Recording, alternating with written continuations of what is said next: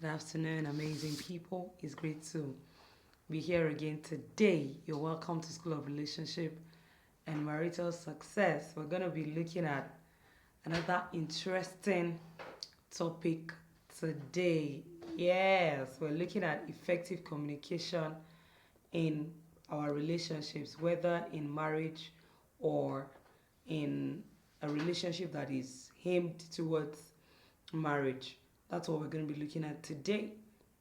You're welcome. My name is Toluwa Shadiyemi. If you're yet to subscribe, please do. And if you are able to learn and gain value from today's episode, please like, please subscribe, please share with other people that you think might need this video. Yes. All right. So today we're looking at effective communication in marriage. Permit me to say happy Valentine. We're still in the season, yes. And in Life Factory Global, and for everyone that has always been a part of the School of Relationship and Marital Success, we want to wish you happy Valentine. It's not supposed to just be one day of showing love to people, it's supposed to be a daily thing. But this season as well, this particular season that is particularly put out for that, we wish you happy Valentine. Yes, we love you. God loves you. Yes. All right. So today we're looking at effective communication in marriage. First off, I want us to know that it is not just communication in marriage, it is effective communication in marriage. And the meaning of that is you are not just communicating, you're communicating effectively. Yes. And that means they're able to honestly um, share your opinion or your thoughts on a certain thing or on anything at all, even in that relationship or in that marriage. And then it shows that it is effective when there is no fear of being judged or condemned or being misunderstood. And that is what makes it effective. Now, I like to say that whenever we know the why, for example, you know why you should be doing a certain thing, it always encourages you to want to go for the how. So, why is effective communication a foundation for strong marriage? It is because it helps the couple to grow, it helps them to bridge the gap, it helps them to connect on a deeper level, it helps them to do away with every emotional distance, it helps them to be able to speak with the same voice, so to speak. For example, they might even be in different physical locations, but because they have communicated effectively and they communicate effectively, as a practice, it makes it easy for them to be able to hear their opinions. It's even possible that you're asking the two of them a question, they're in different locations, and they're asking them, and the answers are either um, similar or exactly the same. Yes, so those are some of the things that effective communication brings as advantages. That is the why. So now we go straight to the things that might want to stop us from having effective communication. I call them communication barriers. The first one is mind reading or assumptions. A lot of time you assume that you already know what the other person is trying to say and just say, cut the chase, this is what you're trying to say. And in the long run, more often than not, you're wrong. Yes. So there is a saying in Yoruba that when someone is trying to call a particular number, allow the person to call the number. If your spouse just says 10, don't say, I know he wants to say 10,000. No, just allow him. What if it is 10 million? Even if you think it is 10 million, what if it is 10 million euros and then you're thinking it's $10 million? So do not assume that, oh, I already know where it's coming from, I already know what he wants to say. That was how he said, that was how he did. No. A lot of times, assumptions and mind reading in quotes um, does not help us to have effective communication. So we must do away with mind reading and assumptions. Very, very important. It will not be able, when we do away with mind reading and assumptions, it will not rob us of effective communication. But when we assume a lot or we read our spouse's mind, in quote, we're going to rob ourselves of effective communication. All right, number two is lack of active listening. You see there, active listening. The moment you are engaging in other things while you listen to someone, you're not actively listening. You're listening passively. We learned in English language grammar that there is active and passive verbs, active and passive sentences, excuse me. We're taught that when the subject performs the action to the verb, that is active. But when the sentence is reported as the object receiving the action, then it is passive. For example, the man carried the baby. That is an active sentence or statement. The baby was carried by the man is a passive statement. Now, the meaning of that is when you actively listen, it shows that you're interested in what the person wants to say and you're leaving out every other thing as distractions and then you're concentrating 100%. Now, when you actively listen, there is no way you will miss out any bit of what the person is trying to say. And that is one of the things that show that you're willing to engage in effective communication. But lack of it automatically is going to be a barrier to effective communication. Another one is speaking out of anger or being emotionally overridden, having emotional outbursts. I always advise we cannot avoid that sometimes we're angry. But bear in mind that whenever you're angry, you're likely to say what you do not mean. And so do not speak. Yes. Put an amount of water in your mouth if that works for you until the anger subsides. Or take a walk or count 1 to 10, 1 to 10 under your breath.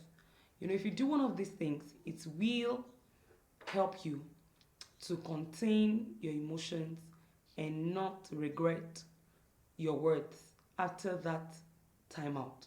So speaking out of anger is um, another barrier to effective communication. Using silent treatment or withdrawal is another one. You know, some people will not talk. They won't really hear their opinion. They won't say what they're not comfortable with. They just sulk. They just keep quiet. They just avoid, talking to their partner. They just, I like to call something, I usually call it holy malice. Brethren usually do that. Your malice, outright malice, is that you're not talking to the person entirely. You're not even, looking at the person's direction at all. But what I call holy malice, and of course it's not holy malice, I coined it that because I realized that a lot of times it is Christians who do it, particularly Christian couples, and sometimes not just couples. What is that thing? It is that I am responding, but I'm not responding well. How was work today? Fine. Have you eaten? Yeah. No. Do you want to eat? No. Every question just gets at most a one word answer. Or, even when it's an open-ended question that requires that you say one or two things, you just look for a way to just say one word. You're giving attitude and you're not talking about what is bothering you. So that is also a barrier to effective communication because there are times that you think the other person knows, your partner knows why you're angry. There are times that your partner doesn't have an idea of what you're angry about. There are times that your partner has an idea, yes. There are times that your partner is even also angry for some other reasons that you also are not aware of. So instead of giving silent treatment or how do I call it? Okay, let's just call it malice. Instead of giving silent treatment or withdrawing or giving one word answers, those things will not allow us to have effective communication. So what should we do? All right, let's go to finding out the things that we should do. The very first thing, I'm sure you already are getting an idea of the things to do from the things not to do. Very first thing to do is to always find time. I've shared with us before how that I realized somewhere along the line in my marriage that my husband and I were becoming where it was getting difficult to have time to, talk to each other without being disturbed, whether by the children or by other things that is requiring our attention. When you get back to the house, maybe there are things that I need to do, tasks that need to be done, things that he also needs to do. So we decided that first off, we will um, fix a time when we're going out in the morning. We already fixed a time that we're going to come back and talk about how our day went and all of that. And so it was a routine that at a social time, we'll just shut down everything, put off the TV, and then just sit and talk. And at some point, we had to make that time to be after the family prayer time because we needed the children to also be in bed. And so we would be able then to talk, and it helped us. So then we were able to practice active listening. We're able to, still talk without being disturbed or distracted. So whenever your spouse is talking, whether a time that you're scheduled together or just time that you're able to get from your day, ensure that you pay particular attention, full attention. Don't be pressing your phone and say you're listening. You're not listening.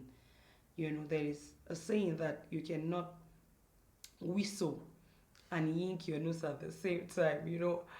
I remember I was talking to a group of students at the time, and how that you want to try that, and it was very funny how that several of them were trying to do the two at the same time, and I was just laughing. And finally, they ask you, well, okay, you can't do the two. So when you want to listen to your spouse and at the same time you want to engage in other things, you will end up doing none of them well. Like the tasks that you're intending to do, you're not going to do effectively. And then listening to your spouse, you're not going to listen effectively. And it also would not communicate to your spouse that you place so much premium value on him or her. So let's practice active listening. One of the major ways by which you're going to have effective communication in our marriage is practice active listening. Number 2, do not interrupt. Oh, this is so, so important.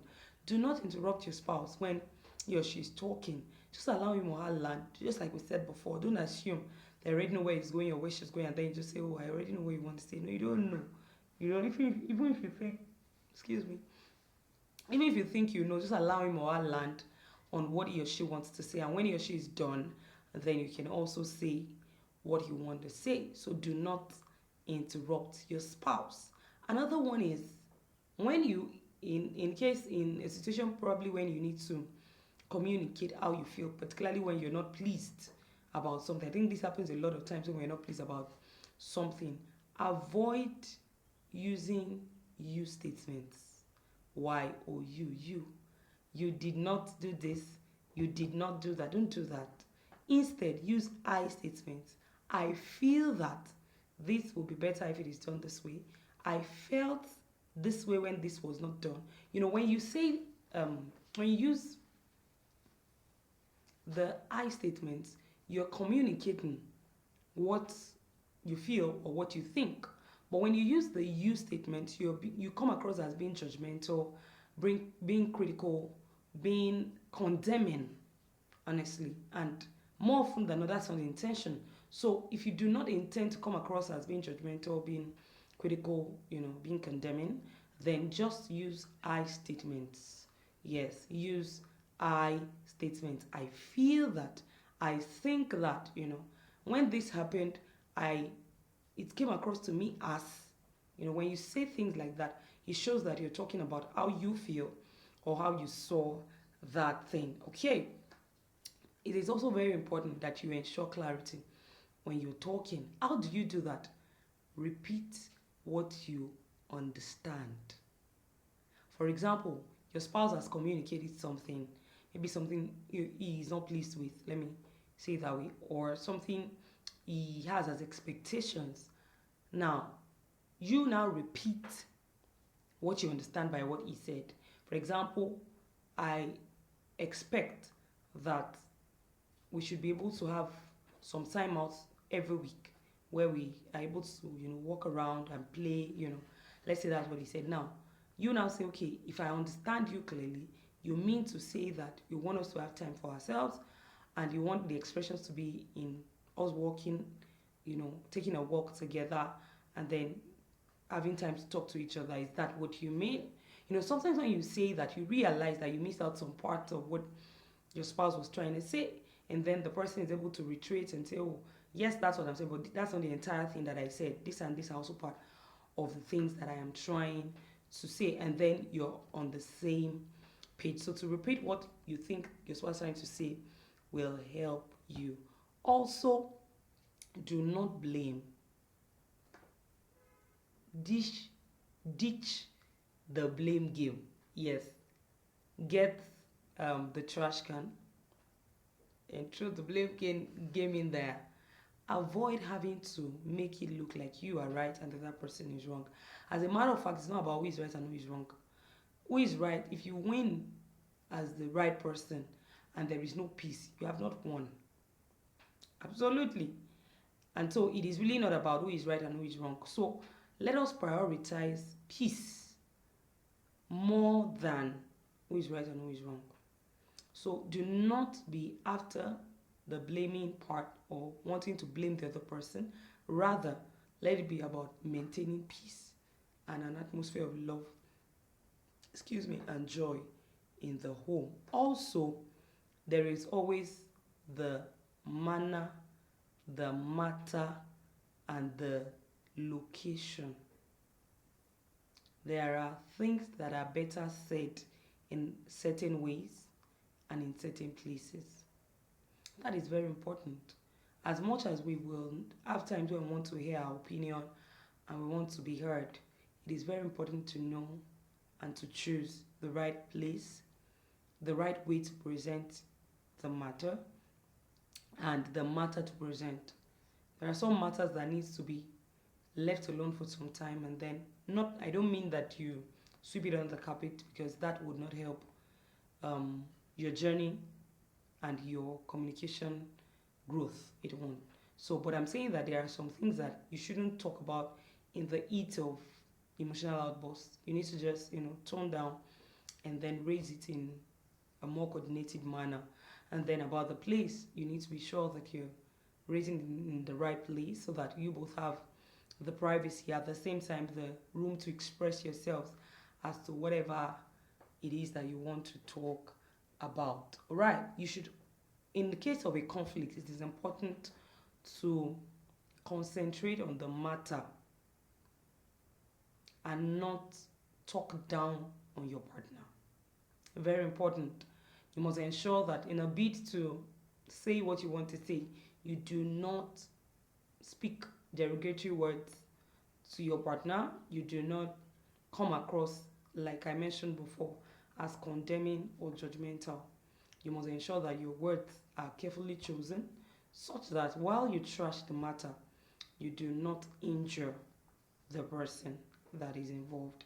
So very important that you resolve your conflicts in a way that you do not judge the person, but you're able to attend to the matter. You should also avoid shouting. There are things that are easy for certain people and then are difficult for others. There are other things that are easy for some others, and then what comes easy for all of us might not be the same. So there are people who are disposed towards this more than others, but we can work on these things. We have the help of the Holy Spirit as children of God. And in the first place, remember last week we talked about the fact that marriage is a covenant and God is the originator of marriage. So if we need help, and we sure will need help, trust me, unless you're coming into marriage not caring what works, not caring how it turns. But if really you want to make your marriage work, then you're going to need help, and then you can always call on God. You can always trust that the Holy Spirit will be available for you. So when you know that you're predisposed towards shouting at your partner or even getting emotional when trying to resolve a conflict, then you need to talk to God about it, that God will help you so that you will not injure or damage your partner in a bid to manage issues. So we must make sure that we find solutions instead of injuring the other person or hurting the other person. Also, we should focus on finding solutions, not winning arguments. Like I like to say that we must always take a compromise. Somebody's on this side and somebody's on this side. We have to come together and find a meeting point. We disagree to agree, to disagree to agree, to agree to disagree. That's how it is. So we mustn't be rigid on having our way. I remember some time ago, I learned that as much as um, we feel that a certain thing might be the right thing to do, or a certain option might be the right one to explore, there are times that there is no way to tell which, everything just looks like it's all a risk, and we don't know which one we should go for. In such situations, we need to trust God and be as flexible as possible. So do not insist on having your way. Instead, invite God in such situations and um, ask Him to have His way, so that in the long run you would have peace of mind, you would have um, a home and not just a house. Effectively communicating as partners and as spouse or couples helps us to connect, and that is priceless. And it is not something that jumps on us on a particular day, it's something that grows, that we build. So we must ensure that we put in those little bits at every point in time, so that we're able to build it, and we keep building onto that intentional result that we want to have. Don't forget, I mentioned already that if there happens to be an emotional outburst, you can just take a break. If you happen to be angry, you can excuse yourself and then talk later when the heat is less. Okay? It is also important that you do not forget that you do not only have an obligation to pray for your spouse, you must also pray with your spouse. Very important. You must also pray with your spouse. Pray for your spouse and pray with your spouse. It is one of the ways by which we build effective communication in our marriage. Then another way by which we build effective communication is to appreciate different growth patterns that we notice. For example, you have complained about a certain thing. Excuse me, you have complained about a certain thing, maybe something you're not so pleased with, or an expectation, and finally you notice that your spouse is beginning to make amends, is trying to get better in that area. You should appreciate him or her. When you do that, you are acknowledging that the person is making efforts and that you appreciate those efforts. And when you do that, it encourages the person to want to do more. But if the little efforts that are put in place are ignored or even talked down on, you have not done anything to encourage the person, and you're not likely to see more of it. So we must do well to appreciate and express gratitude.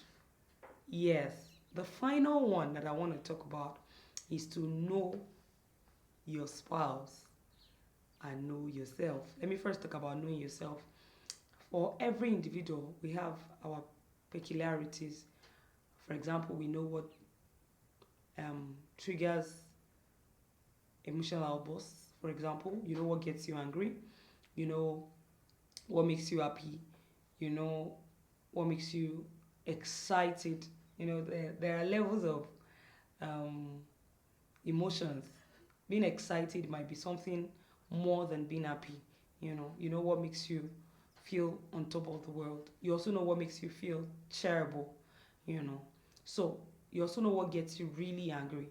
Now, once you notice that some of these things seem to be brewing, then you have two options. It's either to nip it in the bud, maybe you stop it from even happening in whatever way you can, or you prepare yourself psychologically that so when this thing is already looking like it's going to happen, so I will contain myself.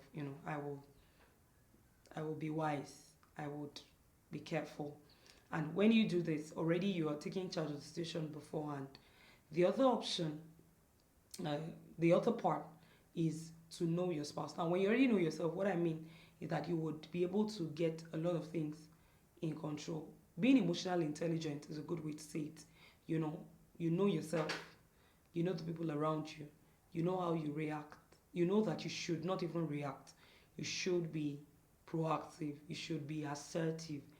When before something happens, decide what you would do so that when it now happens, you're not reacting to what happened. You're doing what you had said you will do. So when we get to that bridge, we will cross it. Shouldn't be your statement. Shouldn't be your mindset. Shouldn't even be your thought set. Yes. So decide that you know. I remember some time ago, someone was sharing with me, a wonderful, very wonderful person was sharing with me that early in their years of marriage, she decided that she would never treat her husband with contempt, no matter what he does.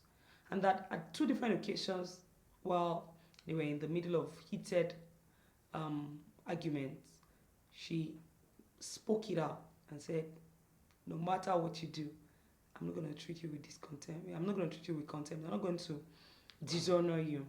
You're not going to lose honor in me. I'm not going to stop treating you with honor no matter what you do. And she said there were two occasions when she had to say it to her husband. And several years later, I was one who was talking to a set of people, and he said those two times were times that made him respect his wife more. That for her to have made that decision shows that she's intentional about her marriage. So you also have to make that decision today. Yes, you need to decide that I will never treat my husband with dishonor.